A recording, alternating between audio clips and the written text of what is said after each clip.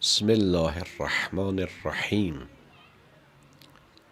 الحمد لله رب العالمین و صلی الله علی محمد و آله الطاهرین. هلک فی رجلان محب قال و مبغض قال.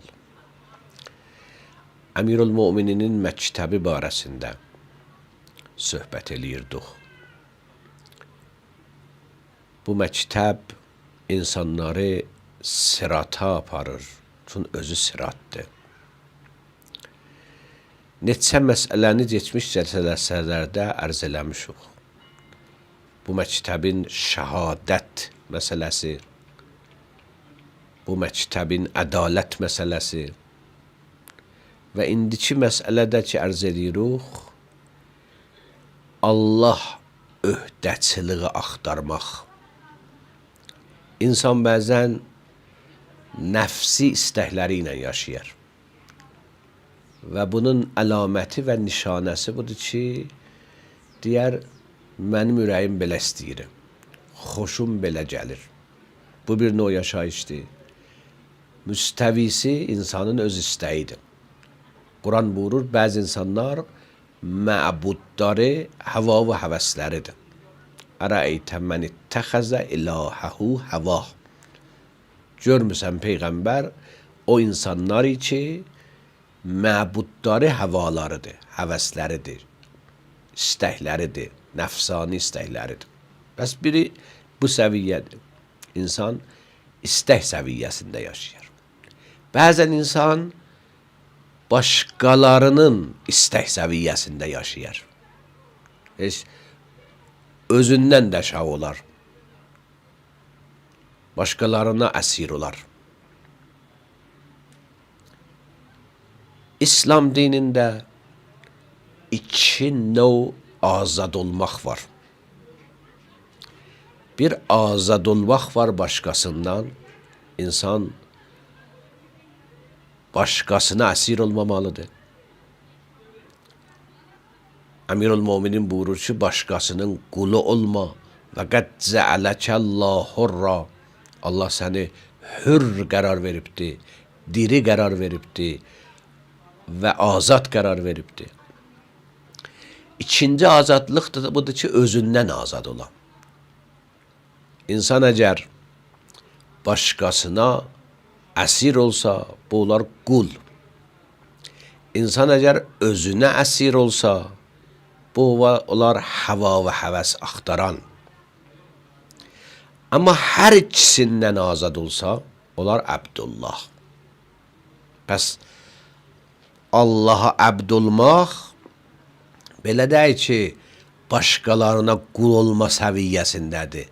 İki sahədə azad olsan, Allaha əbd ola bilərsən. Həm başqasından azad olasan, şeytanın caynağından, şeytan sifətlərinin caynağından, müstəkbirlərin caynağından, zalimlərin caynağından, onlardan xəlas olarsan, onlar deyənləri deməyəsən. İkincisi də budur ki, öz nəfsündən də azad olasan. Mən belə istəyirəm deməyəsən, mən belə xoşum gəlir deməyəsən. Deyəsən, Allah belə istəyir, Allah belə xoşu gəlir, Allah belə iradə edibdir. Bu, rizayətullah əsasında yaşayış qurmaq, bu hamandır ki, Əmirülmömininin məktəbidir. Biri də bu idi. O ki, Allah istəyir bundan. Bunun əlbəttə arxasında bir düşüncə və hikmət də vardı. Bu iki insan Allah istəyir yaşasın, düşüncə və hikməti budur ki, Allah mənə özümdən özümə yaxındır.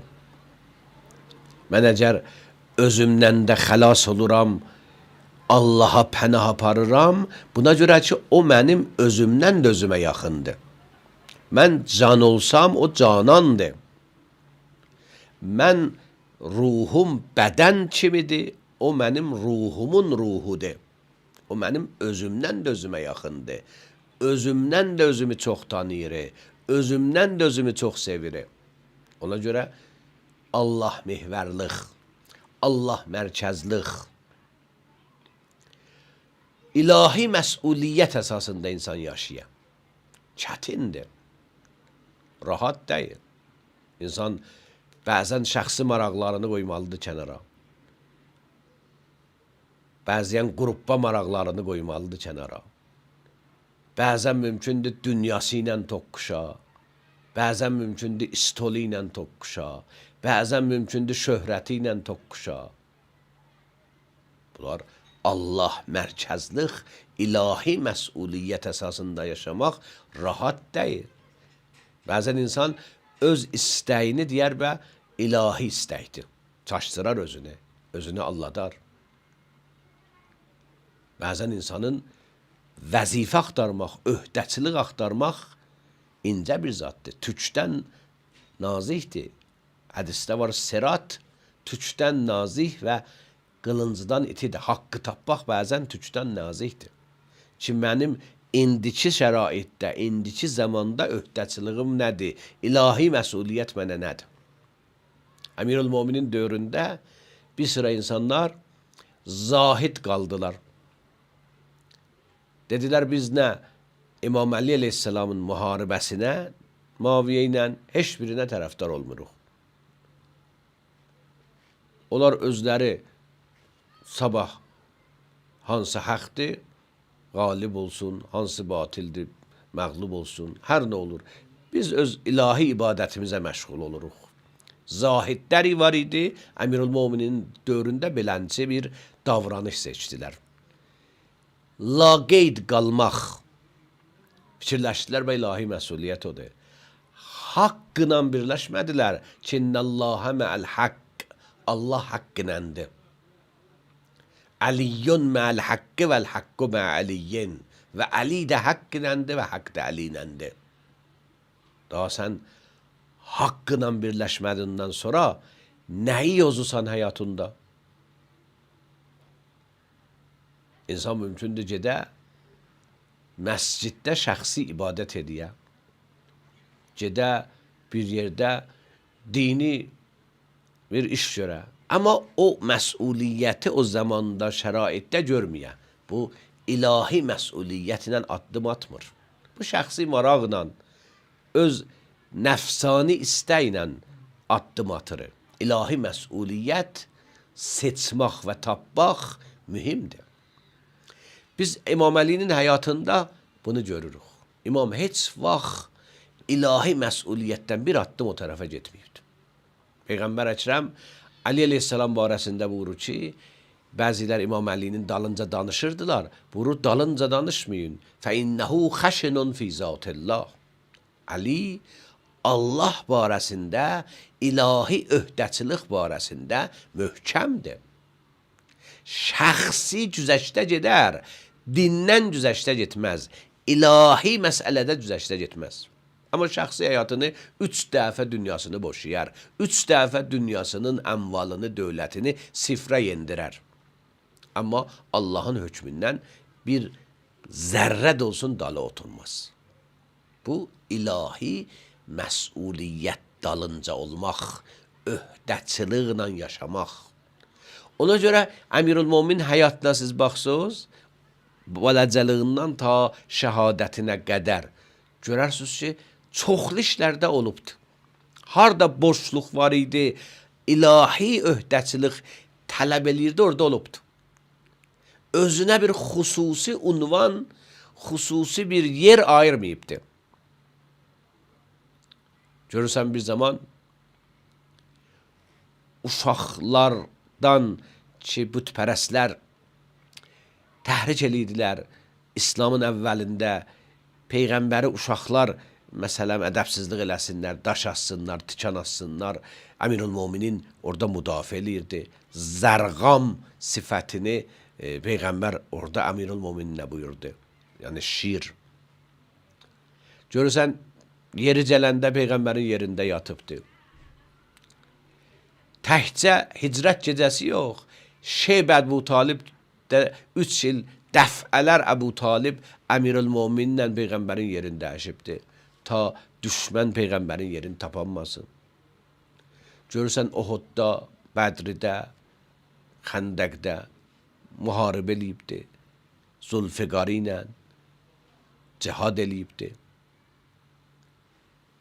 Harda nə lazımdır? Öhdəçilik, ilahi məsuliyyət nədir? Lazım idi Allahın hökmünü çatdırsın Məkkəyə, çatdırıb Məkkəyə. Peyğəmbər buyurub bu hökmü Məkkəyə çatdır. Sən ya mən gərək çatdıraq. Bunlar hamısı ilahi öhdəçiliklər idi ki, Əmirül-Möminin hamısında var idi. Lazım olanda əmanətləri tapşırırdı. Peyğəmbər hicrət elədi, əmanətləri tapşırdı. Əmirül-Möminin əmanətləri təhvil verirdi. Lazım olanda Mədinədə qaldı. Təbuk müharibəsində Peyğəmbər müharibəyə getdi. Ali əleyhissalam Mədinədə qaldı. Düşmənlər düzdür, söhbət elədilər. Amma orada Peyğəmbər bir cümlə dedi, deyə bilirəm düşmənlər peşman oldular öz söhbətlərindən. İstədilər Əlini çizsinlər. Peyğəmbər bir cümlə dedi, Əlini tarix boyu ucatdı. Onlar dedilər ki, Peyğəmbər Əlidən daha xoşu gəlmir, şəhərdə saxladı, müharibə yaparmadı özü ilə. Ali əleyhissalam gəldi, şəhərdən çıxmamış, Mədinənin dərvazələrindən çıxmamış münafiqlərin sözlərini Əmirül-Möminin Peyğəmbəri çatdırdı. Peyğəmbər buyurdu ki, Əntə minni bi mənziləti Harun min Musa. Sən mənə nisbət Harun Musa kiminsən? Sən məni əvəz eləyənsən. Mədinədə sənin qalmağın mənim qalmağımdır. Əvəz edicisən. Bunlar Əmirül-Möminin hər yerdə ilahi bir lazımçılıq, bir iş lazım olubdur, görünür və vardı. O vaxt ki, müharibə lazım olub, vardı. O vaxt ki, Mədinədə qalmaq lazım olub, vardı. O vaxt ki, səbr ehtiyac olubdur. İslam dünyasında vəhdət üçün səbr lazımdır. 25 il səbr eləyibdir. O vaxt ki, lazımdır düşmənləri daxili baxımdan, daxili düşmənlərə islahat aparsın, cinə olubdur. Qəzavət lazım olub, qəzavət eləyibdir. Və bunlar görsədir rəhbərək fəaliyyətlər, cürbəcür rollar, İslam dünyasının ehtiyaclarını, düyünlərini cürbəcür işlərlə Ali əleyhissalamın açmağı bir cümlə yadıma salır. O da budur ki, İslam tarixini Əlisiz görmək olmaz. Necə ki, Əlini əsf eləsək İslam tarixindən bir şey qalmaz. Tamam hadisələrdə Əmirül-Möminin o seçilmiş forması vardı. Peyğəmbərdən sonra ən faal bu hadisələrdə Əmirül-Möminindir. Bu ilahi vəzifə nədir? Ona görə vaxtı Peyğəmbər xəbər verir şəhadətindən, cümləsi budur ki, mən dinim salim qalacaq ya yox. Əgər mənim dinim salim qalacaq, mənim şəhidliyimin məsələsi yoxdur. O şəhidliyə şovqla gedərəm. O vaxt ki, dinim salimdir. O şəhidliyə deyərəm, foztu və Rəbbil Kəbə. Pəs, bir əslidə Əmirül-Möminin yaşayışında, məktəbində ilahi öhdəçilik, Allahın insan üzərində gətirdiyi öhdə dalınca olmaq. Ona görə Qur'an vaxtı Əmirül-Möminin işini o gün hicrət gecəsi Peyğəmbərin yerində yatdı, buyurur, şəhidlərin işindən də yüksək sayırı. Şəhidlərin işini danışanda buyurur, İnnəllâhə iştərâ minəl-möminin ənfusəhum və ənvələhum və ənnə ləhumul cənnə. Allah möminlərdən canlarını alır, mallarını alır, əvəzinə cənnət onlara verir. O şəhid barəsindədir, ya mücahidi ki, fəth edibdir.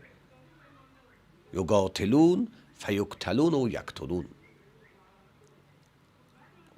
O ki, Allah döyüşündə cihad eləyibdir. Bu cihadda istər fatih ola mücahid fatih. İstər şəhid ola mücahid şəhid. Buna bi enne lahumul cənnə. Çünki Allah canlarını və mallarını alıb əvəzinə cənnət verir. Şəhid və mücahid barəsində belə buyurur. Amma Əmirül Möminin barəsində yüksək buyurur. Buyurur innəllah və minən nas mən yəşri nəfsəhu ibtiğa'a mərzatillah. Bəzi insanlar canlarını satırlar Allaha.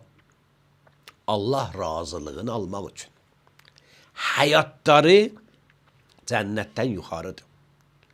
Allah razılığının dalıncadılar. O ayə ki, Əmirül Möminin barəsindədir. Qiyməti ki, o cana nəzərdə alıb Allahın razılığıdır. Şəhidlərə, mücahidlərə cənnət. İkinci fərqi də budur ki, o ayədə Allah deyir, mən alıram, mənə satun. Bu Əmirül Möminin barəsində ayədə Əmirül Möminin buyurur, mən istəyirəm satam. Amma harda? Onu axtarıram. Öhdəçiliyim nədir? Onu axtarıram. İnsanlardan bəzisi canlarını satırlar. O insan başlayıbdır, axtarır, harda canım Allaha satam. Yəni öhdəçilik. Mənim ilahi vəzifəm indiki zaman və şəraitdə nədir? O ayədə Allah deyir, gəlin mənlə alver eləyin, şeytanla alver eləməyin, nəfsinlə alver eləməyin.